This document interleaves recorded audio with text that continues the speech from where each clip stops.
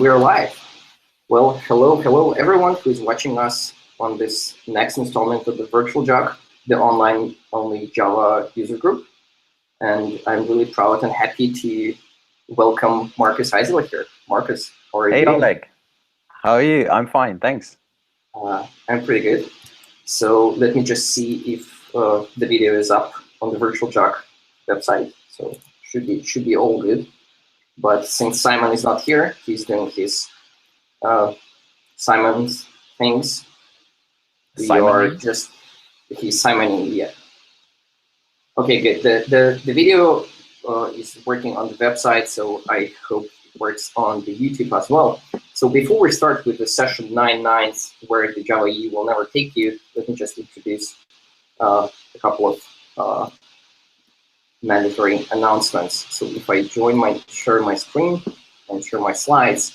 So here we are at the Virtual Java User Group Meetup, and we will have Marcus Heisler, or at MyFear on Twitter, with a session called 9.9, where Java EE will never take you. So I guess it will all go about web applications. So as usual, the Virtual Jug is sponsored by Zero Turnaround, and we have Rebel Labs, which is a content portal for Zero Turnaround, as a media partner. So a word about products that Zero Turnaround provides to Java developers. We have two currently, JRebel, which is a productivity tool to reload code changes to your Java code immediately and become more productive. And we have XRebel, which is the Java profiler for web applications oriented towards developers. So check those out. The Zero Turnaround will be happy, and the Virtual Jug will be happy.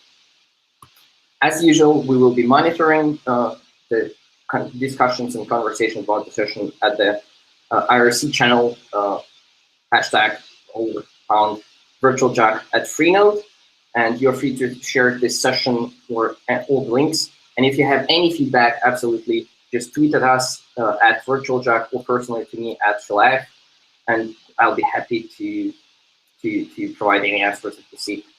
And the most exciting announcement that we have currently about Virtual Jug is that in September, late September, exactly September 27th, we will be having our first online conference under the VJUG trademark. It will be VJUG 24. The conference will spawn the full 24 hours, and it will be absolutely epic. So find that, register for that. We'll be happy, and it will be absolutely amazing. So without further ado, let's start with 9.9 where Java EE will never take you by Marcus Heisler. So awesome. So now it's on me to share my screen, right? So let's see if that works this third time. That looks pretty neat. Awesome. You know what I like the most about the Virtual Jug? I'm not sure, because it's online and you can present your session from your desktop. Actually, I don't have to shower and nobody notices. So no pants. Pants are optional as well. Yeah, I'm not talking about that, but yeah, you're right. So thanks for having me, guys. It's seriously the third session I've been giving. Okay, that's pretty much so far. Yeah, I guess people can look me up on the internet, and I'm probably not going to spend a lot of time on this slide in general. I am a developer advocate working for Lightbend. We do some pretty fancy stuff, mostly Akka, Scala, Play, reactive applications. And I came a long way in the industry. I guess I'm around for more than 15 years by now, even if I don't really want to know.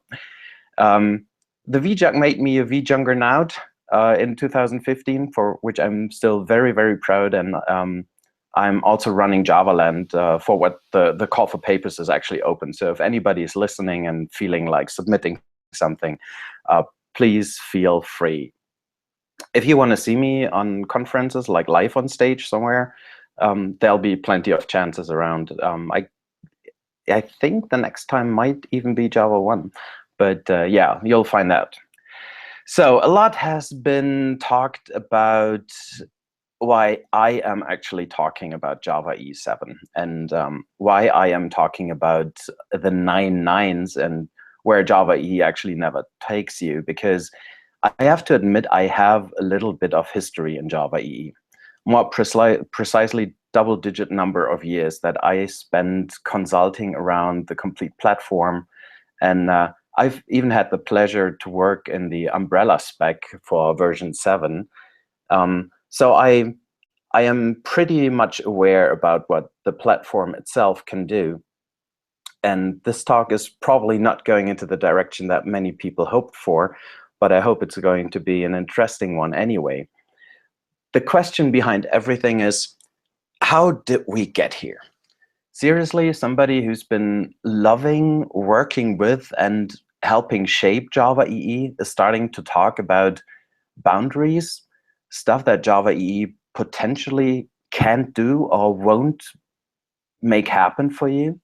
I think there's a lot of history, and if you dig around in my blog a little bit, you will find a lot of predictions back in the days when Oracle actually swallowed BEA systems, and even back when Sun finally kind of merged into Oracle. And I think the most recent discussions around the future of Java EE didn't really help the whole Java EE ecosystem in general. And further on, I mean, you've even seen companies like Red Hat and Tommy Tribe working on alternatives. I mean, that sounds definitely weird, right? Java EE is a industry standard. There's been plenty of vendors behind. We do have plenty of implementations. It's something that I actually have been grown up with as a developer.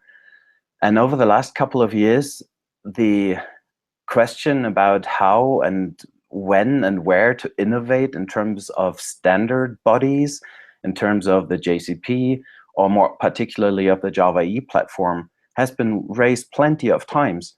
And the bottom line always has been that a standard is nothing that we really want to innovate in.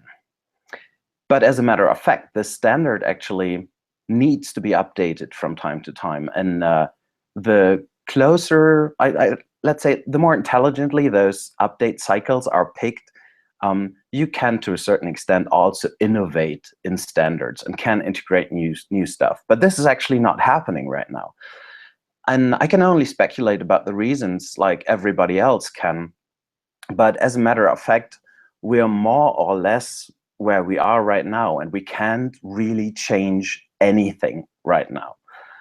And nobody has a prediction when Java EE 8 is actually moving forward. I think we might see it mid-end of 2017, or we might even not. It all depends on one guardian right now, which is Oracle, and nobody can look into Oracle. So let's go ahead and try to work with what we have. Actually, this is what we all have been doing so far, right? We have been using an application server. We've been carefully designing our applications, building modules, packaging components, having our interfaces, our mobile web apps, our general web UIs. We had our clients, and we've been accessing our relational database systems. This picture is like the standard thing that I myself actually put in many, many specification documents. And it's so boring and stupid because it essentially means we're designing for a single machine. And we actually have kind of the mental scope of a single user in this whole thing. When it comes to load, what we did in the past, we've been scaling application servers. There are many different ways to do that. You can actually scale them more or less stateless. You can speak of application server farms that each node doesn't really know anything about the other. You can speak about complete clusters. And there are plenty of ways how to actually operate those instances. And the good thing is that we actually learned how to do that because, as I said, we have like double-digit number of years in experience how to roll out those infrastructures and to work with them. And everything was okay-ish, right? When did that happen, that everything broke down, basically, and nobody really wanted to hear anything about application servers anymore? I think it was another German, like Eberhard Wolf. He was talking about our application servers dead way before anybody else talked about microservices. Maybe he had a point, so should give him some credits. There's been some lessons learned, and I apologize for this slide, but I actually screened through all my outdated slide decks of the last couple of months and collected all the negative things that we've seen. And especially during my time as a consultant, I've seen so many large applications. I think the term monolith actually got quite of a messy name and touch because of all the messy things that happened out there. Just by packaging something well designed in a single ear and running it on an application server, it can still be a good application, and it is still a very nice and polite and easy to use monolithic application without any bad aspects in it. But people actually start to do a couple of fancy things, right? So everybody was talking about sharing features in between your components. And I think the most common example here is exactly like the utils package or the common package that we all kind of introduced at some point in our applications. And we started to reuse those maybe at some point, or we started to undermine our component models that we so carefully designed. And everything ended up being a very large application. Like 500,000 lines of code is probably not the biggest one I've seen, for sure not. I guess I've seen millions of lines of code just in application servers. And they've been all using a single database scheme for years. Those applications tend to run for 5 to 10 years in production because they've been delivering business value. And this is what software actually should do. It should run in production and not on your desktop as a developer working on it. This is not where software makes money, actually.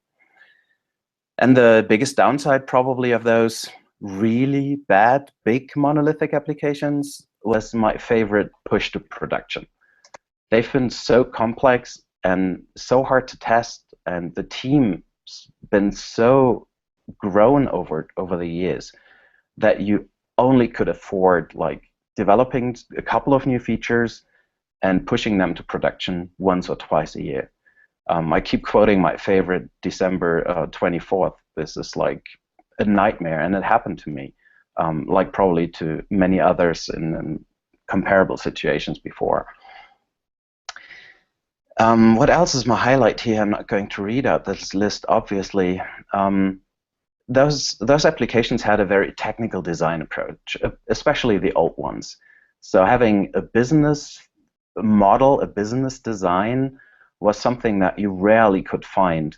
And it's all been about technical layers and less about components. So components try to be reusable, but as far as I can tell, we've been failing a lot on that end. And the longer the applications were in production, the more technical debt piled up. The infrastructure setup for most enterprise customers that I've been working for was so heavyweight that they simply couldn't or didn't want to afford a reasonable patch cycle and reasonable modernization cycle for the base application server runtimes. So we had to use what was there, and that could have been like Big Blue's WebSphere 5.6. You name them. There are a couple of those that probably are still running somewhere. And those lead to very outdated runtimes. And I'm not speaking about millions of dollars of licenses. It's been something that we all probably have seen, right? But what actually happens these days, and this is no longer a trend, it is something that you can see looking back at the data on the internet, surprisingly, is that applications actually grew quite a bit. And not only physically, like the applications themselves, but also the user amounts and the connected devices to those applications. And if you go back with your finger to 1997, this is roughly where J2EE back in the days was designed as a centralized, cost-efficient, money-saving infrastructure component. And starting from there, as of today, we almost reached like 4 billion internet users all over the world. And picking out the individuals, technologies that arose out of those old times, you can see that microservices is a comparable old topic already. So first mentions can we probably track down to 2011. And the Rective Manifesto is like the most modern approach to application design and to handle those tons of users. But it's not only the sheer amount of users that actually make a difference today. It's also a matter of fact, as I said, that applications only earn money when they are in production. And more users, more business cases, new business models actually evolve quicker than they did ever before. People mention Uber and Netflix in these cases, but there are actually some very hard industries, very classical industries that work on business models that they haven't seen coming like 5 years ago. My favorite is the insurance industry right now. I think I've seen a first insurance in Germany offering like a policy that takes into account your driving habits. They equip your car with a bunch of sensors. Those sensors keep sending back streams of data, including your location and your acceleration rates, and you name them. I don't even know them because I haven't seen that model. But at the end of the day, based on your driving habits, they are actually offering you a policy that fits your needs, and they include a risk factor. So the faster you drive, the quicker you take curves and corners, the more you actually have to pay. And this is something that I find very interesting. It turns a lot of our application design techniques that we used over the last couple of years basically upside down. We've all been more or less talking about near real time, and we've all been worried about garbage collection cycles. But this is nothing compared to the new approach to data that is coming in through all those connected devices and users, multiplied by all those new business models that evolve. And companies actually want to answer even more questions with the data that they have access to. And this leads to something that I think is pretty well described with data at rest versus data in motion. And this is exactly what separates the new application paradigms at the very core from the way that I build Java EE applications. Instead of having a centralized database with a bunch of records and maybe some nightly batches, we now have data coming in, and we need to process that instantly in near real time without even having a chance to save it somewhere before analyzing it. So it's not real a business analytics decision at that point. It's something that we need to code. And talking about that insane amount of data and users, still data center costs need to go down constantly. A couple of years back, I had a customer, and they've been cutting down operational costs by like 20% a year. That's pretty amazing. And Gartner put all of those findings and stuff, and I know we all are developers, right? So Gartner is something that you quote when you want to talk to your architects or management. But I'm actually pretty happy about this quote because it kind of nails down all the findings and lessons learned over the last couple of years. The classical architecture approaches are definitely going to be obsolete in a very short amount of time. And we need to think about something that I'd like to call modernization, because this is exactly what it is. We're looking at our application stacks as they are today and trying to find out how to make them work with all those new requirements. And this is pretty much a very simple overview. So instead of scaling application servers, we're scaling individual modules, and those modules actually are kind of aligned.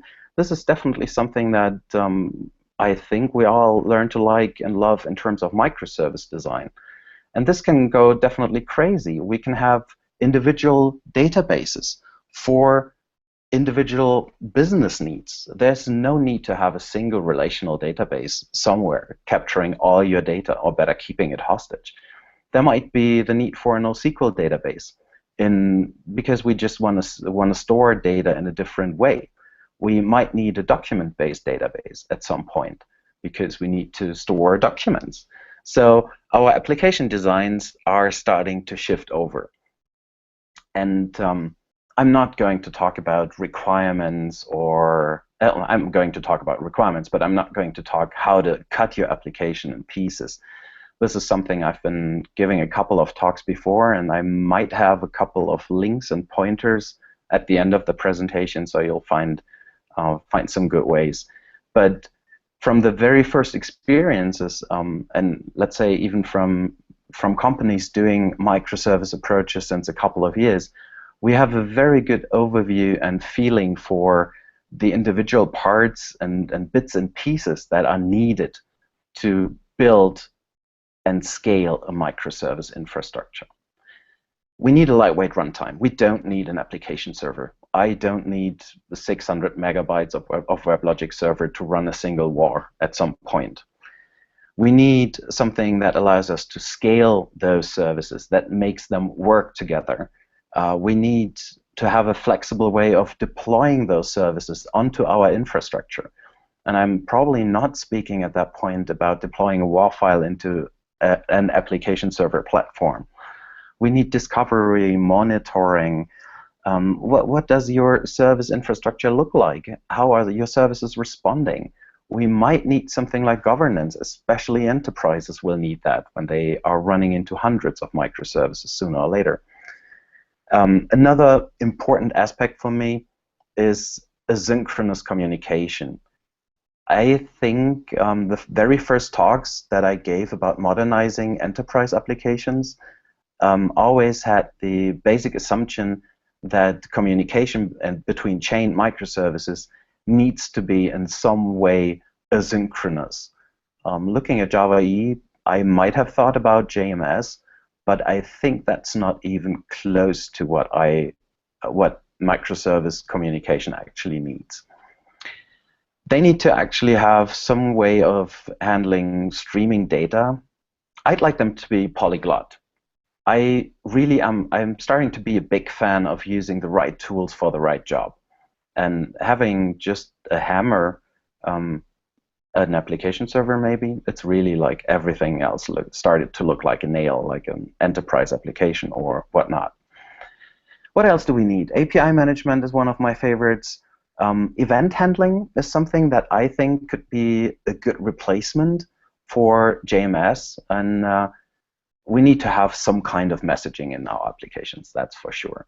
So a bunch of requirements, and I think this is mostly collected out of well-known books like Architecting Microservices by Sam Newman, or a couple of blog posts by Daniel Bryan. Shout out to Daniel, pretty cool stuff what he's talking about microservices. So that leads us to the one and only question that we're all probably here for. What does Java EE bring to the table? And yeah, that's it. It's kind of disappointing. Looking at the requirements and looking at the individual specifications, there might be a couple that could work. But first of all, it's a technical platform that exactly defines how we are building our applications, our Java EE applications. There's nothing else in here. And this is exactly the reason what led me to the talk title. I'm going to walk you through 9 nines. And I have to admit, it's more like 20 nines, but I stick with the most important ones, at least to me. And you know that 9 is German because I am German for no. And I think it is defined in terms of this talk as a lost benefit, and not especially as provoking as the title actually meant. So you can for sure build something, but I'm coming to that. Java EE actually, as a platform, is well fitted to help you build something that people started to call distributed monolith. You have a bunch of libraries that are already part of the base platform that you can literally not update. Not speaking generally, because you can even hardly switch reference implementations, let's say Eclipse Link versus Hibernate, and you are also not able to switch individual libraries on a per server basis. Just think about server class paths and stuff like that. Most of our interface technologies that Java EE comes with do provide client libraries. And this is a nice thing to have, especially the newly introduced JuxRS. Did I say newly? It's been like 2 years old, EE7 already? Okay, so that basically leads to logic, integration logic, communication logic, slightly and slowly drifting into the clients. And this is something that we really don't want to see. Besides the fact that Java EE barely supports any other languages. And yes, we have our scripting APIs in the Java SE platform. I've never played around with that, and if anybody can lead me to a reasonable working polyglot approach for Java EE, I'd be happy to look at that in more depth. I think the biggest complaint I have about this first 9 is that you can't have a team-based, independent evolution of your underlying technical platform. You are basically bound to something that will be centrally managed, and if an individual team that is building out a microservice is required to update anything because it makes them smarter, more agile, it makes them quicker in responding and solving business issues, this is definitely not going to work with Java EE as it is today. The second 9, something that we all kind of know already, is the threading model, which is something that I personally believe is just not perfect and not ideal for microservices. Binding one request to a thread doesn't scale the way it actually should scale. And I've seen a couple of large application server clusters. I need to be a little bit careful about names now. 500 nodes in a reasonable proprietary commercial server scaled out to a cluster was, and probably still is, for many a top thing to reach. I haven't seen bigger clusters yet, and there's a reason for that. This is definitely not what scales out to thousands of microservices and potentially 500s of instances of individual microservices. Especially something like responsiveness, as defined in the Reactive Manifesto, isn't built into Java EE. Responsiveness means that users are actually able to use applications and get a reasonable response for whatever request they issue towards the application. All the standard UI technologies in Java EE are server-side rendered. And this is anything than reaching a performant responsiveness for users. One of my biggest complaints in terms of the specification is probably the lack of clustering. So whenever we are talking about scaling, whenever we're talking about resiliency of Java EE application servers, we won't find a hell lot about those topics in the Java EE specification or even in the individual contained specifications. This is, and probably always has been, the biggest playground for vendor-specific features. And former BEA WebLogic is probably one of the best ones when it comes to those. They've been doing great stuff in terms of clustering support. But this is nothing you can rely on in terms of standard. You need to be crystal clear about that this might be commercial features. And last but not least, there actually is no standardized asynchronous approach for the most important endpoints that we probably want to use. And that includes JUXRS and JUXWS. And this is kind of weird. And I'm not saying in no way that you can't make it work, because there is support in various implementations. And you can actually build something around to make it asynchronous. But it requires a lot of heavy lifting, and it's nothing that comes out of the box. So you're basically losing all the advantages that Java EE as a standard always brought with it, like being able to not log into a vendor, being able to port your applications over at some point. Questions, Oleg? Yeah, sorry. you felt that they clicked the microphone icon. So we have a question from L Victor 2, and he asks, do you have a specific or more or less precise definition of a microservice? So what a microservice is? Yeah. I think we've done that in earlier talks, didn't we? So I have to admit I skipped it here and assumed it would have been like basic knowledge. Yeah, I'll probably send a link to one of my talks, and if you don't mind, Oleg, you can maybe add that to like the blog post later on. Yeah, I will definitely do a recap and provide the links. For now, maybe you can give like one sentence. One sentence. Okay, challenge me. Yeah, microservices should be single, fully responsible service units, which can do one thing well and nothing else. Having, for example, let's say a user service. So nothing else beside that functionality. Encapsulated, I think the role model for that is the individual Unix command. Hope that works. If not, fire more questions. I reckon that sentence was better than your last session, Marcus, actually. Hey, thank you, Simon. Good morning. Did you wake up finally? I had to go to the doctors to give my wife a lift to the doctors because she's I don't want to know. She can't drive it. No, it's just nothing. Oleg and I decided you've been Simoning. Okay, so this short topic is over. Yeah, I think that is fine. Microservice is a standalone component with a single responsibility, isolated. That should be a fine idea for the one sentence description, right? Should work for me. It works for me, actually. Yeah, good. Thanks.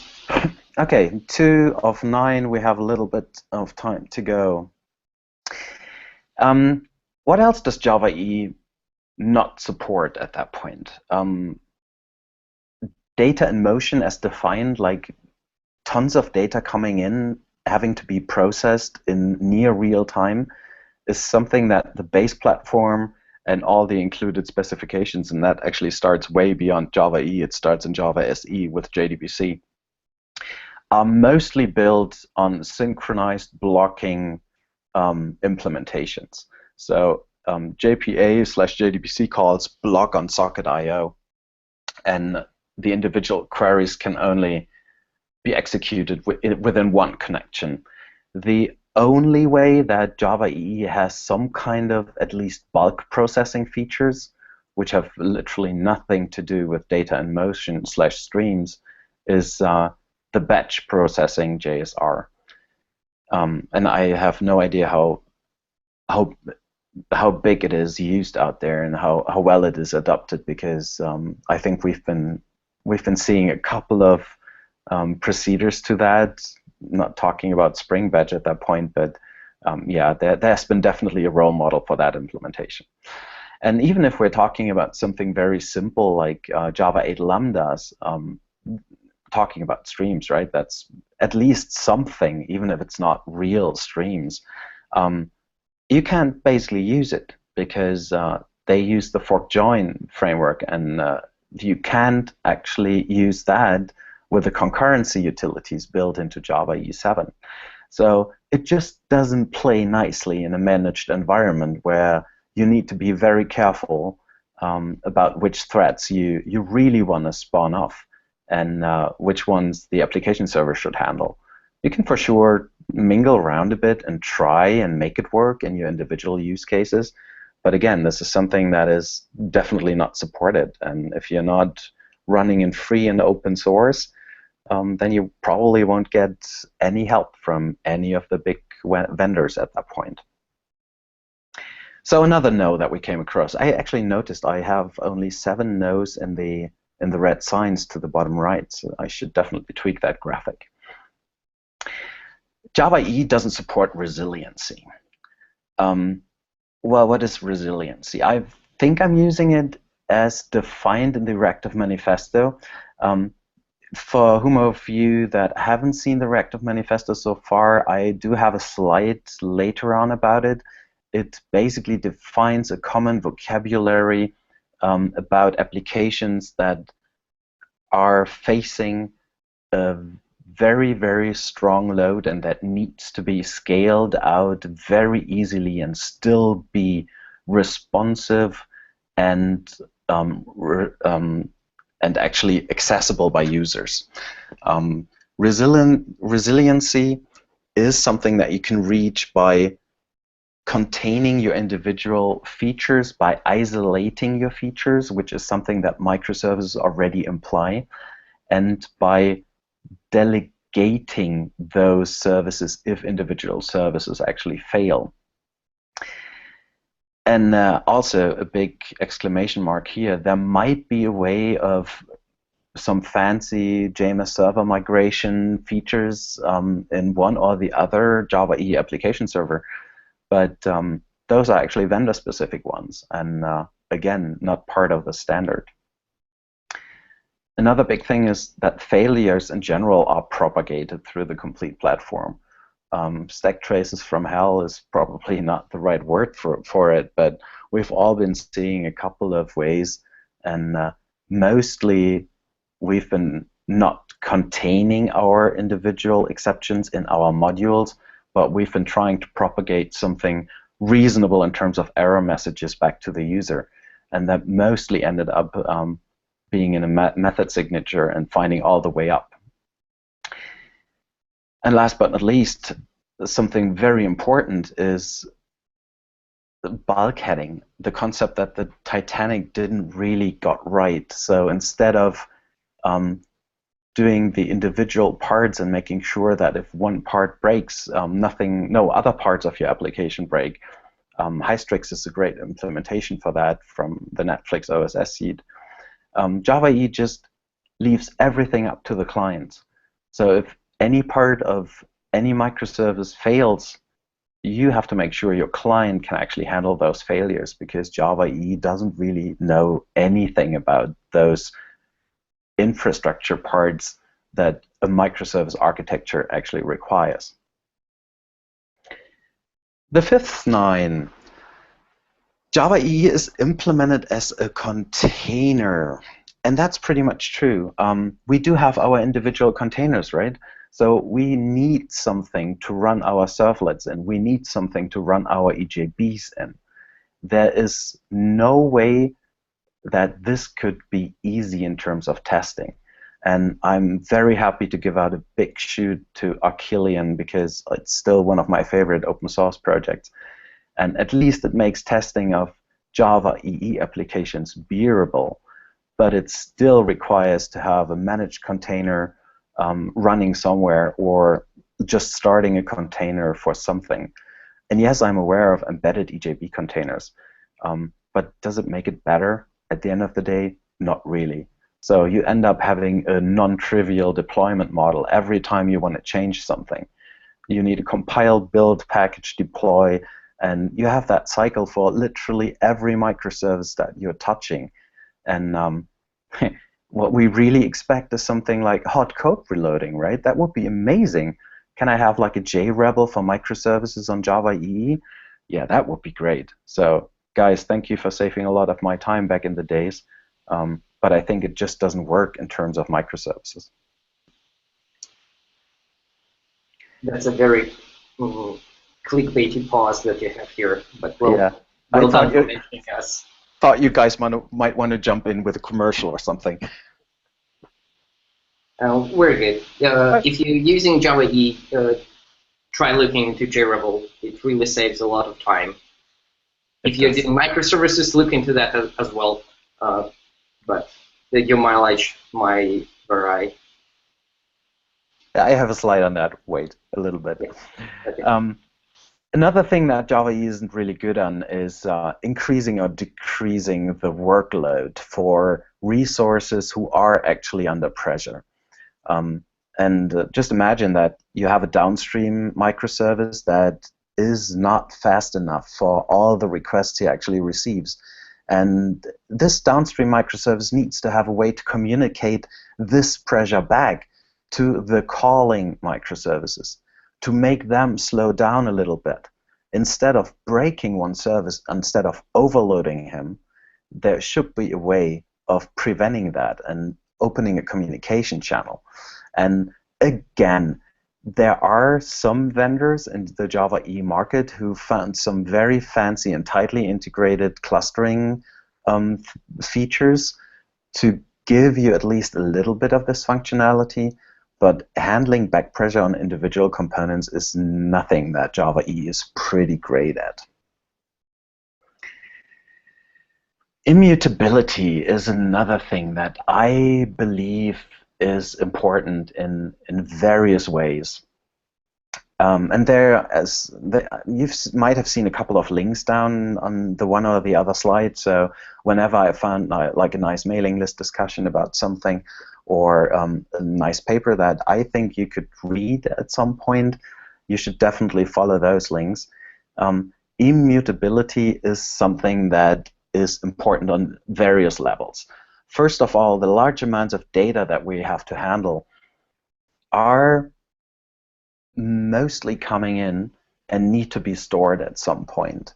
And just storing new incoming records is a super fast way to actually have your data in the database, like a change journal, just updating new records and not updating, just creating new records instead of updating existing records. And immutability in terms of services makes everything easier to scale. You can have a lot of load balancing, high availability, and routing features if your service in general is immutable, and you don't have to care about that.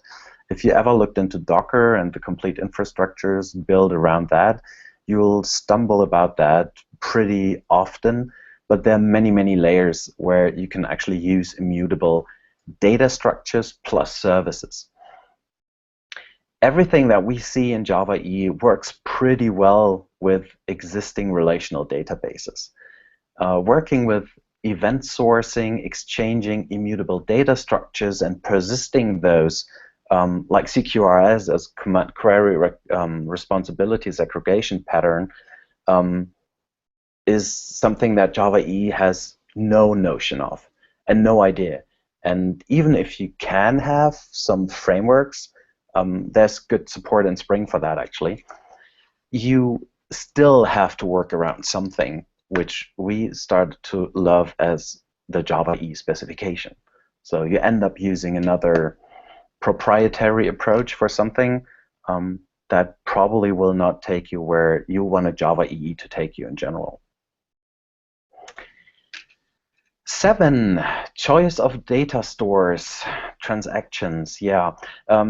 NoSQL is still, is it a hype? No, I think it's a standard, right? We have a couple of NoSQL options out there, various databases supporting the individual business needs, and still Java EE. I mean, yes, it's a standard, and we don't innovate in standards, but shouldn't we be able to actually use some kind of polyglot persistence, at least in the meantime? Instead of doing that, we actually have to use proprietary features again. For example, Eclipse Link has polyglot persistence support, at least in a certain way. But beside that, there's nothing in it. And I think one of the reasons for that is that Java EE as a platform still heavily embraces the idea of transactions, because relational databases kind of require that. And if you want to have distributed transactions, you can pretty much use the two-phase commit.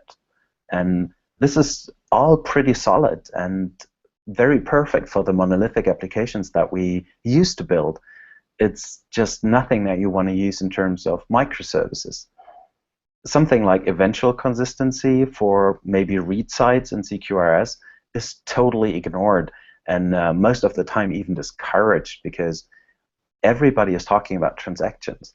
And there definitely is a life beyond transactions, which is another hint to a very great read in the bottom of this slide. Almost through. No auto architecture. And we're still calling Java EE a platform. Okay, we're not calling it a microservice platform. We're calling it an application platform, maybe. But still, monitoring. If I have my microservices, I want to monitor them. And I at least expect something that is calling itself a platform to have some way of instrumentation. Even if the monitoring features might be somewhere else, the instrumentation itself isn't even part of Java EE, so I end up using another proprietary approach. Isn't that do-it-yourself? Yeah, I think so. So instead of using an industry standard, you're bound to build your own microservice platform on top of Java EE. That doesn't sound promising. Think about distributed logging. This is actually my favorite, because thinking about just 5 chained microservices all talking to each other and handling one user interaction from the front end, where does the whole chain break and for what reason? And can we actually monitor the individual activities of the user in the various services downstream? Java EE can't. I'm skipping security. That's pretty obvious. We've been struggling with the security integration in Java EE for quite a while. E7 made it a little bit better. E8 will be probably even better if it comes out sometime in the future. Service discovery, locator. There's nothing. There's JNDI maybe. So and there are a couple of other de facto standards that deliver kind of a discovery feature, and you can for sure use external services like Zookeeper. But we're back to do-it-yourself and not using a standard platform. API versioning, let's not talk about that any further. I think the biggest 9 that Java EE totally supports or doesn't support, I mean, Java EE doesn't know services. It has no idea about microservices. We don't have a reasonable component model. We don't have a way to define service templates. So you actually don't want to have your developers crafting all the heavy lifting, the API versioning, the security features, the centralized logging in every JUXAS endpoint over and over again. You want to have a bunch of service templates. You want to have predefined classes. You want to have some kind of reasonable inheritance. And yes, you can build that for sure, but I think service templates take that idea a little bit farther. We have hardly any built-in endpoint documentation. There are so many great things out there, and I think Java EE could totally embrace something like Swagger and just give us an easy way to document at least our endpoints. Service boundaries. Actually, Java EE isn't built to build a completely decoupled microservice-based architecture. It is built to have a very nice working monolithic application. And I'm saying that in the best way I could, because I still think that monoliths have their reasonable ways and their right to exist in general. But if you're trying to build Java EE microservices, then you're probably doing it wrong at that point. And there's a German saying, and this is kind of like what I wanted to come back with to you. For sure, you can do it this way, and there are plenty of ways to do it, but at the end it sucks. And this is definitely not what we want to do. Alternatives at that point. So we're not leaving you alone. For sure, there's something like logom by Lightbend, which is very, very opinionated and built for microservices. I think that there's been some sessions already. We had a hosted Zero Turnaround webinar about it, right? Together with Josh Long, and we've been looking into Spring and a little bit into logom. So if you're interested in that, Aka Play for sure, built in to design to implement microservices, and even something like Vertex is also pretty perfect for microservice architectures, and Java EE is not in that list. Any reason Spring isn't in that list, Marcus? What exactly? Any reason Spring isn't in that list? Yeah, they're not yet there yet. I mean, they just started Reactor, and they're just starting to build in the reactive core into Spring. Give them a couple of more years. Okay. Yeah, just a little hint to the Reactive Manifesto. I highly encourage you to at least read through it. As I said, it's the vocabulary of what reactive applications should be all about. Disclaimer, it's not meant to describe microservices firsthand, but you'll find a couple of things that microservice architectures actually require. Please keep in mind that whatever anybody is telling you, technology alone won't solve all the new challenges. So at the end, it's not going to be a war, Java EE versus Spring versus logom versus something else, because it's a team game. You need to have the correct software design. You need to have a perfect system architecture, and also your organization needs to follow a couple of methodologies. So you can imagine that specifying your projects in a waterfall-like project management approach doesn't really fit with microservices and very agile development, right? So your organization has to be ready. You also need to know a lot about distributed systems theory, which is probably at the core of the microservice architectures. And having read more about it, you can for sure see where Java EE also has even more boundaries than just the 9 I presented you. And last but not least, you need to have some kind of data center operating system, which also supports that kind of notion of microservices and running them in production on a large scale. If you want to learn a little bit more, there are a couple of resources I want to point you to. Jonas Bonner wrote the Reactive Microservice Architecture book, which is kind of the blueprint for logom, because he is the CTO and I'm not. I had to write the follow-up book, the Developing Reactive Microservices, which is taking logom for a test drive with a well-known cargo tracker application. All of them are free. Little spoiler, if you want to learn more about building, deploying, and manage reactive systems, we're actually starting the Reactive Summit beginning of October in Austin, Texas. I'd be happy to see you there. It's going to be a very perfect thing. And this is already the end of my presentation. If somebody has questions, I'd be happy to take them. Yeah, thank you, Marcus. It was a really great overview presentation. I enjoyed listening to this a lot in this first-class seat on this Hangout. Thank you. And there were some questions, but they kind of came a little bit late after you covered the topic and you switched. So I didn't want to interrupt you like in the middle of the next topic. But there are just 4 or 5 questions. So let's start. Nibin is asking about the JAX-RS actually has async API support, right? So it is a part of Java EE standard, and that was, I think, at the first 9 when you mentioned that there is no async support. Is it just lacking, or maybe like what's your point of that? When you said that it's not there. That was introduced in JAX-RS 2.0, and the question is, where are enterprises right now? Are they already on Java EE7, or are they still on EE6?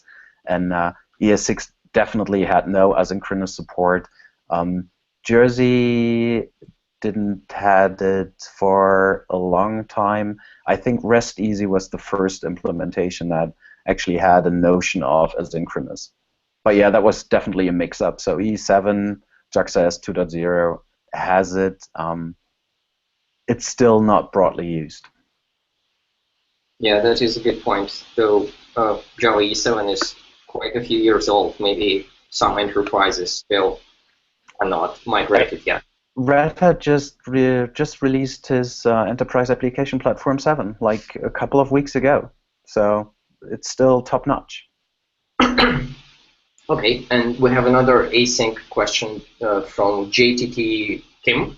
So the question is async and the back pressure propagation. It's a very interesting combination, and obviously this should work, and it works in systems. But how do you deal? Do you have any advice how to deal with making upstream services slow down when you just control like part of the system?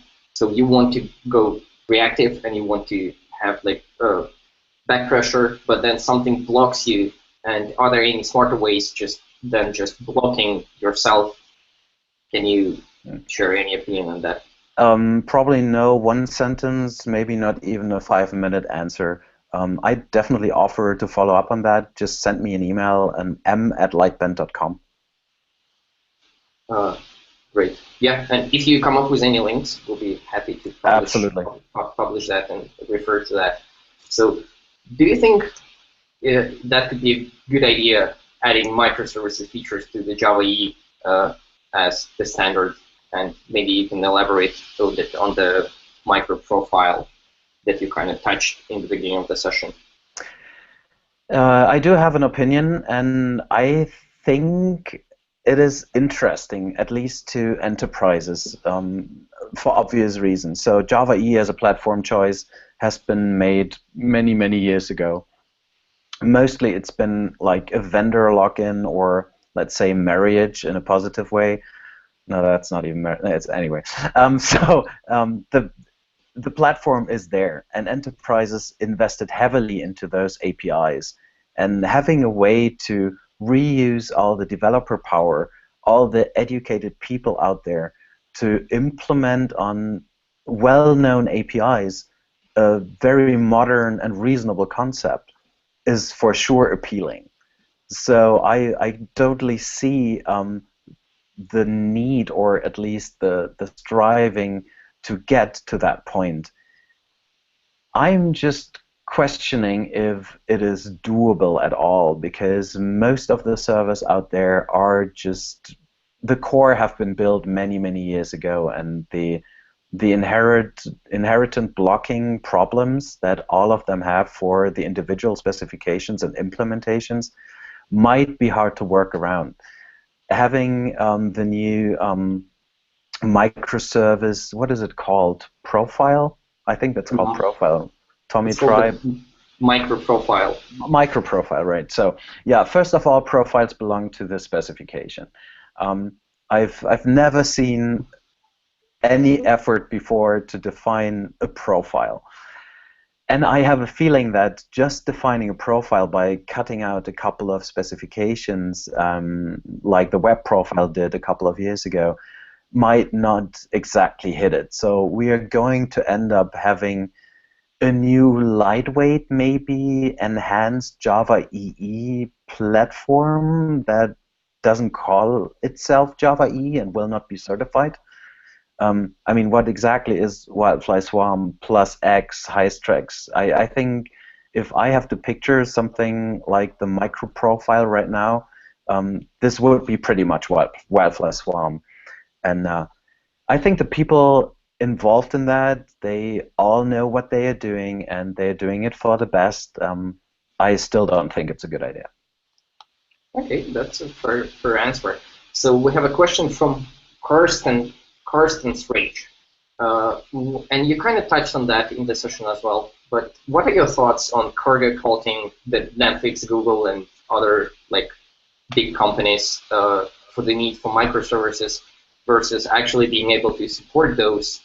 And I think I can take it a little bit further. Do you think the need and the urge to use microservices should come from the developers and from the bottom, like, oh, this is a great architecture, or is that more like a business need, and then developers should accommodate to that need using this approach?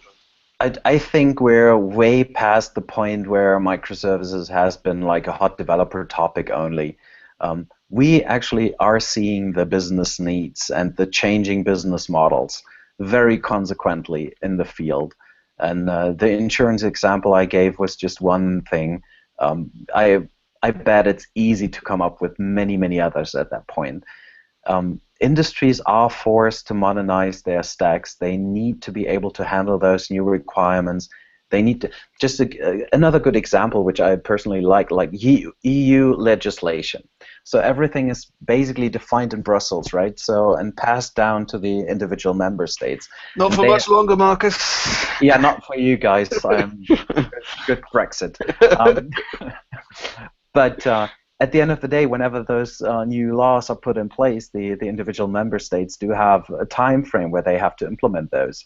And this is definitely something that has outreach into existing applications, into existing Java EE applications, mainframes, PL SQL procedures, whatnot, at the end of the day. And the more centralized legislation, especially in the EU, comes up, this is definitely becoming a problem, because you just can't at some point evolve a 10-year-old application anymore. You might have been lucky if you at least were able to migrate the base platform up to the newest version of the vendor. But yeah, that is real. The need for modernization is nothing that comes up from developers or is driven by bored developers sitting in their basement. That is true. So, and the last question, and one of the most philosophical maybe, that came like right in the beginning of the session, but it's too non-technical to be asked during the session. So L Victor 2 asks again, so do you have any comment, can you comment on the latest or kind of semi-latest news about Oracle stopping developing Java EE? And Victor is an aspiring developer. He asks, should he spend some time on Java EE, or should he go straight to something else in terms of learning and gathering experience to be probably the most successful professional developer? I do have a personal opinion on that, because I spent so many years in the field. I probably can't speak for anybody else beside myself. Java EE is a great thing. It has been gaining a lot of traction over the last couple of years, has become significantly easy to get started with, but for a developer, it starts to be a dead end with Oracle stopping any further supports. And everybody is free to look into the JCP regulations at that point. Without Oracle being willing and able to move anything forward on themselves, there is definitely not going to happen any progress anymore. There's no chance of a fork. There is no chance of somebody taking over Oracle specifications. This is literally a dead end. And I have no idea how long all the other companies involved, IBM, SAP, Red Hat, Tommy Tribe, you name them, and even a couple of other vendors, are willing and able to push their individual products further without sticking to the standard. And I think this is probably what's going to happen, and this is another take on the microprofile. What we're seeing here is probably a little mini standard supported by 3 to 4 vendors and a Java user group. We will probably see more mini standards with even more individual differences. So the whole industry is further differentiating, and Java EE is no longer the one qualifying factor that you as a developer actually should know. And I personally always have been a fan of using the right tool for the right job. And at the end of the day, everybody has to make its own decisions, but I made a decision and definitely won't continue with Java EE on the microservice and reactive application road. That's an honest answer.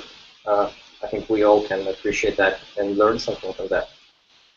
Thank you, Marcus. We are all out of questions. Let me just quickly check the RRC if that is it. Yes, I think That's been it. there were. No ranting, no nothing. Guys, tweet at me. I'm happy to take everything after the session. Definitely Yeah, going to be on. definitely. Whether you're watching this live or you're watching the recording on YouTube, find Marcus on Twitter. He goes by @myfear, or find us by @virtualjug, and just ask any questions, and we'll connect you to Marcus, and he'll be happy to communicate with you and chat with you. So thank you, Marcus, again for this wonderful session. The time flew really fast, so we used the full hour, and it was really great. Thank you, Oleg and Simon. Simon, for having me. So on to the next session.